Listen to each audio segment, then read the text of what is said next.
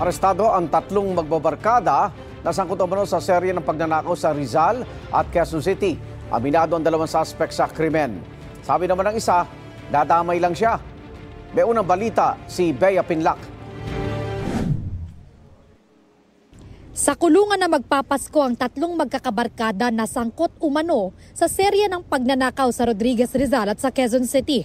Ayon sa pulisya, pinagnakawan ng 33 anyos na si alias Calbo at 21 anyos na si alias Marvin ang isang tindahan ng burger sa Barangay San Jose. Isang tablet at nasa 5,000 piso ang tinangay umano nila. Pumasok lang yung isa ron tapos may spotter doon sa labas. May nakaano sa motor, nakahanda para in case na may pulis na responde, makakaano agad sila. Alis agad sila. Pumasok talaga sila mismo sa tinakot yung na hold up daw. Kinuha ng pera. Dati na rin daw nakasama ng dalawa ang isa pang suspect na 21 anyos na si alias Ryan sa pagnanakaw sa isang gadget store noong Nobyembre. Tatlo sila dahil yung isa sa mga previous incident kasama yung isa. Pero doon sa latest incident ng hold up, dalawa lang sila ron. Nakuha ang motorsiklong ginamit umano nila sa krimen, pati ang ilang hindi lisensyadong baril.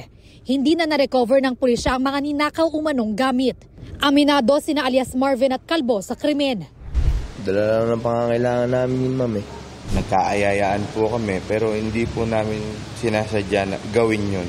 Karoon lang po talaga ng matinding pangangailangan po. Maririmata ho kasi yung bahay namin. Napakasakit po. Hindi po makakasama yung pamilya ko, lalo na po magpapasko na.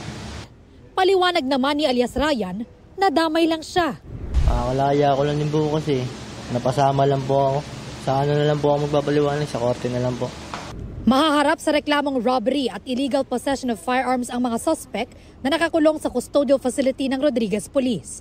Paalala ng pulisya sa publiko, magdoble ingat sa mga magnanakaw, lalo na ngayong magpapasko. Sa ngayong buwan, talagang tumataas po yung yung kaso ng pagnanakaw. Kung may mga alanganing mga tao diyan sa paligid natin, wag ho tayong mag-atubiling magsumbong sa ating mga kapulisan. Ito ang unang balita. Bea Pinlac para sa GMA Integrated News. Igan, mauna ka sa mga balita, mag-subscribe na sa GMA Integrated News sa YouTube para sa iba't ibang ulat sa ating bansa.